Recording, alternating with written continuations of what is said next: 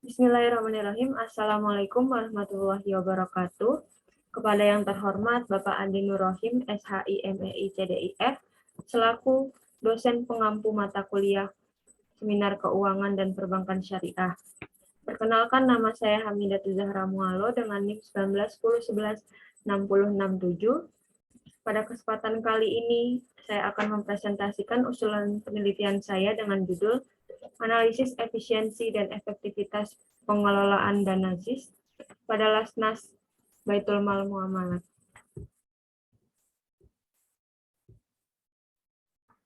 Adapun bab yang akan dibahas pada penelitian ini yaitu yang pertama bab 1 pendahuluan, bab 2 tinjauan pustaka, bab 3 metodologi penelitian.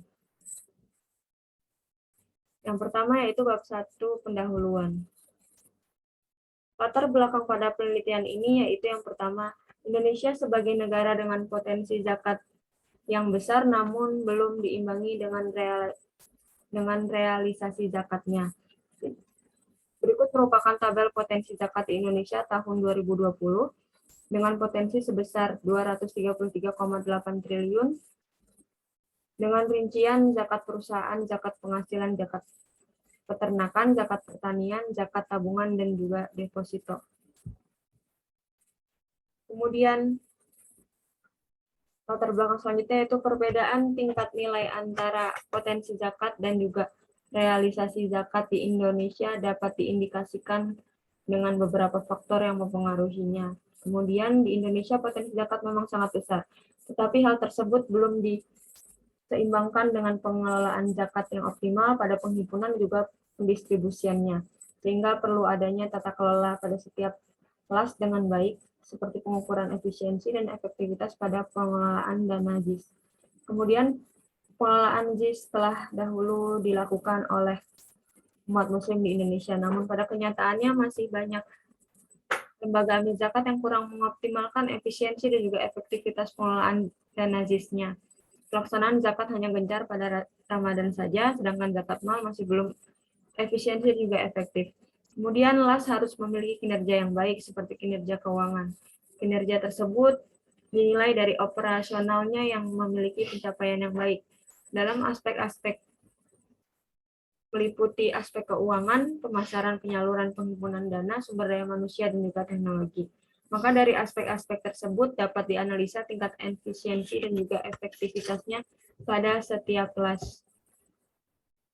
Kemudian terdapat rumusan masalah. Yang pertama, bagaimana tingkat efisiensi pengelolaan dana ZIS pada periode 2018 sampai 2021 di Lasnas Baitul Mal Muamalat. Yang kedua, bagaimana tingkat efektivitas pengelolaan dana ZIS pada periode 2018 sampai 2021 di Lasnas Baitul Mal Muamalat.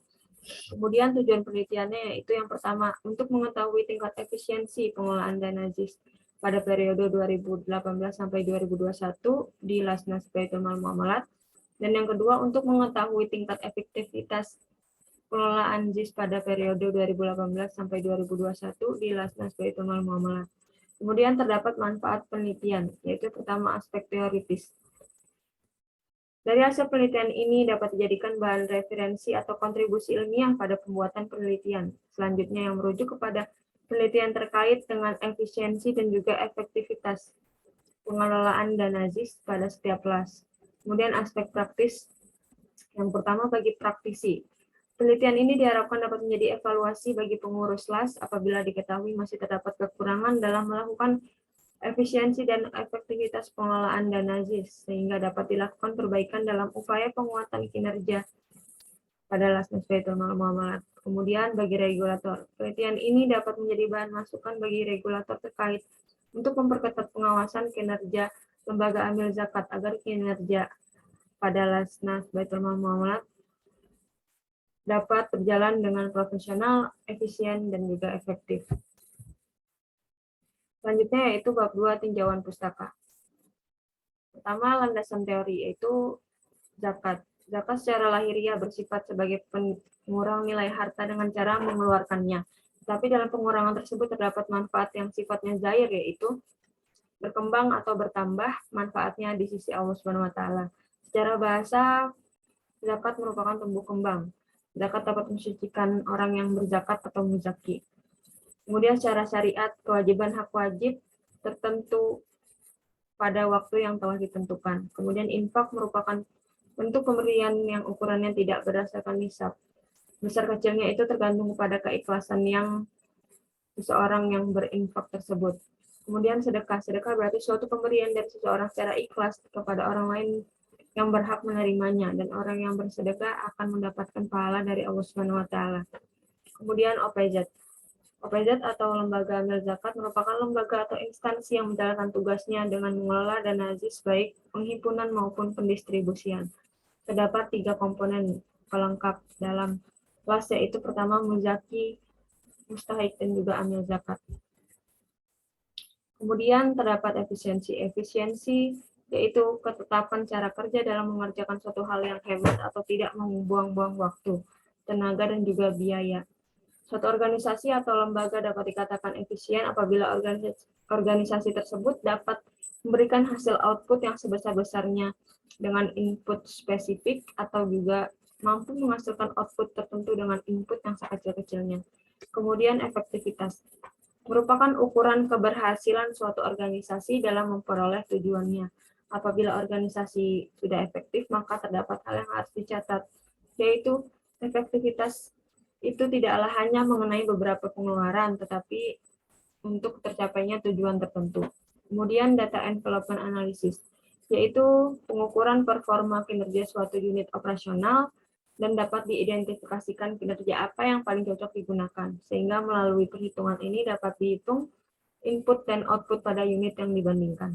Kemudian rasio allocation to collection ratio atau ACR, yaitu standar pengukuran kinerja atau performa pada suatu organisasi pengelola zakat yang terdapat pada zakat core principle. Kemudian terdapat penelitian terdahulu. Penelitian Fadilah Maulana S.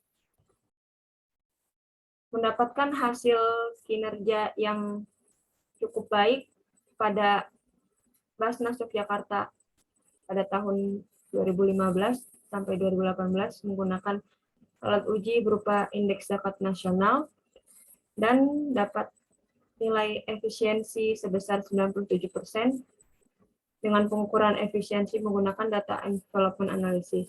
Kemudian penelitian Rusmini dan Tony Seno Aji, Basnas YDSF Surabaya mendapatkan nilai efisiensi sebesar 100%. Kemudian penelitian Muhammad Burhanuddin dan Rahma Indrarini dengan sampel inisiatif Zakat Indonesia dan mengukur efisiensi menggunakan data envelopment analysis dan juga efektivitas dengan rasio ACR. Dan didapatkan hasil tahun 2016 mengalami inefisiensi, tahun 2017 dan 2018 efisiensi 100%. Kemudian pengukuran efektivitas pada 2016 fairly efektif, 2017 dan juga 2018 dan 2019 highly effective. Kemudian model penelitian pada penelitian ini yaitu yang pertama mengukur tingkat efisiensi dan juga efektivitas pengelolaan dana ZIS pada Lasnas Baitul Mal Muamalat. Yaitu yang pertama mengukur efisiensi dengan menggunakan data envelopment analysis dan dijabarkan terdapat 2 variabel yaitu variabel input dan variabel output. Variabel input berupa jumlah aset dan penerimaan dana zakat. Variabel output biaya operasional amil dan juga penyaluran dana zakat, maka akan didapatkan hasil efisien atau inefisien pada tahun 2018 sampai 2021. Kemudian pengukuran efektivitas dengan rasio ACR atau rasio allocation to collection ratio dengan membandingkan proporsi dana tersalurkan dan juga dana zakat yang dihimpun dan akan mendapatkan hasil efektif atau inefektif pada 2018 sampai 2021. Kemudian hipotesis pada penelitian ini yaitu terdapat 2, yaitu yang pertama H0 pengelolaan ZIS pada Lasnas Baitul Mal Muamalat pada tahun 2018 sampai 2021 tidak berjalan dengan efisien. H1 pengelolaan pada Lasnas Baitul Mal Muamalat pada tahun 2018 sampai 2021 sudah berjalan dengan efisien. Kemudian yang kedua yaitu H0 pengelolaan JIS pada Lasnas Baitul Mal Muamalat pada tahun 2018 sampai 2021 tidak berjalan dengan efektif. H1 pengelolaan JIS pada Lasnas Baitul Mal Muamalat pada tahun 2018 sampai 2021 sudah berjalan dengan efektif. Kemudian bab 3 metodologi penelitian.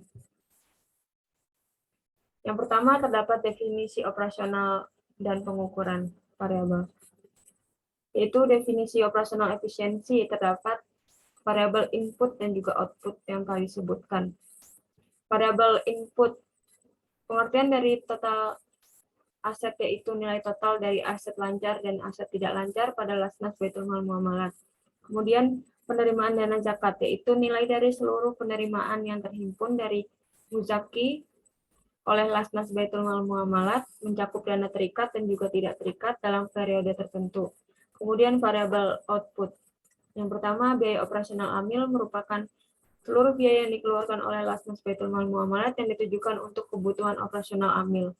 Kemudian penyaluran dana zakat, yaitu total dana dari seluruh dana terikat atau dana tidak terikat yang disalurkan kepada penerima zakat atau mustahik. Kemudian definisi operasional efektivitas, yaitu terdapat dua variabel outcome dan juga output.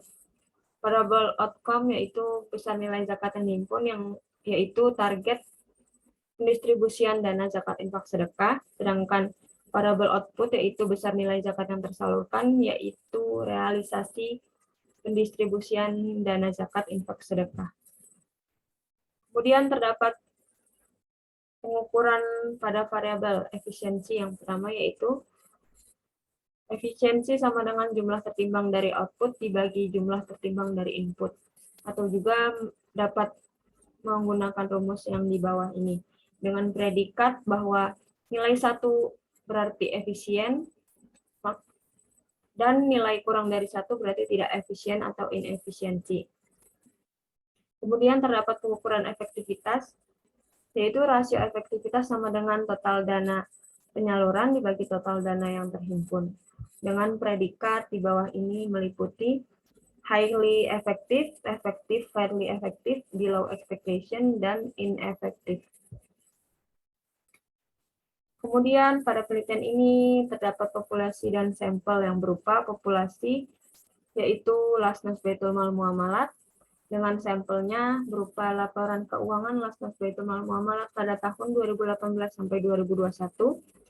Kemudian teknik pengumpulan datanya berupa dokumentasi dengan jenis data, yaitu data sekunder berupa laporan keuangan.